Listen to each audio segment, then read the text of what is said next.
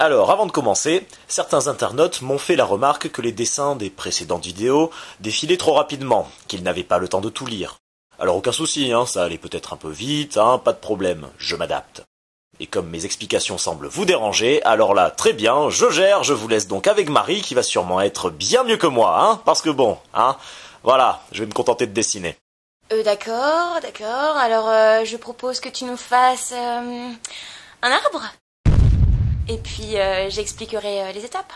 Un arbre mort. D'accord, Poulop. Bon, eh bien, allons-y. L'arbre mort est assez simple à représenter car les traits nécessaires pour le dessiner ont des formes plutôt aléatoires qui ne nécessitent pas de grande finesse de tracé. Même votre bon vieux tonton Georges pourra y arriver à la fin. On commence par le tronc, qui est composé de 2 lignes à peu près parallèles. Puis on enchaîne sur les branches principales, au sommet du tronc, qui sont les plus épaisses. La suite du travail est simple. Il va suffire de tracer un grand nombre d'embranchements, un peu au hasard, en prenant soin de réduire la taille des branches progressivement. Faites-en suffisamment pour que l'arbre paraisse fourni et attention aux branches qui passent les unes derrière les autres.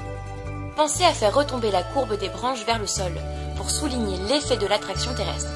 En effet, selon la loi de la gravitation universelle d'Isaac Newton, 2 corps ponctuels de masse respectives, MA et MB, s'attirent avec des forces de même valeur, mais vectoriellement opposées, proportionnelles à chacune des masses et inversement proportionnelles au carré de la distance qui les sépare. Cette force a pour direction... Marie, c'est chiant là. Ah bon, je pensais que... Non, c'est chiant. Ok.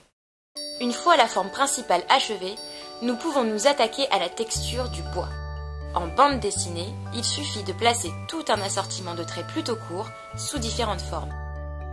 On préférera des traits parallèles pour les ombres, de petites courbes pour marquer le relief des branches, ou encore quelques petits points par-ci, par-là.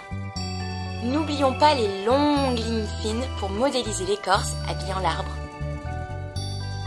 Recouvrez toutes les branches, sans trop en abuser. Et n'oubliez pas les racines, bande de chenapans, pour que votre arbre tienne bien debout. Maintenant, nous passons à l'ombrage. C'est un peu plus technique, mais pas aussi difficile qu'il y paraît. Pour bien faire un ombrage, il faut choisir une source lumineuse. Ici, la source est le soleil. Et Poulop a choisi ici de faire venir sa lumière depuis la gauche du dessin. Oui, je vous demande pas votre avis, qu'est-ce que vous venez... Les ombres viendront donc se placer sur la droite du tronc et des branches. Pour les représenter, on peut choisir un ensemble de petits traits très rapprochés ou opter pour du remplissage pur et dur. L'ombrage est terminé et votre arbre aussi. Félicitations, vous voyez, c'était plutôt simple. Bien entendu, vous pouvez en suivant compléter votre œuvre à loisir en ajoutant du décor, un peu d'herbe, des feuilles, Morte. un petit chat, Mort. un jardinier, Qui enterre un cadavre. un habitant du coin, Pendu à l'arbre. une vieille dame Morte. sur un banc, qui donne à manger à des pigeons, Mort. un panneau de la ville, De sa mort. et même un avion dans le ciel. Qui va s'écraser et tuer tous les passagers.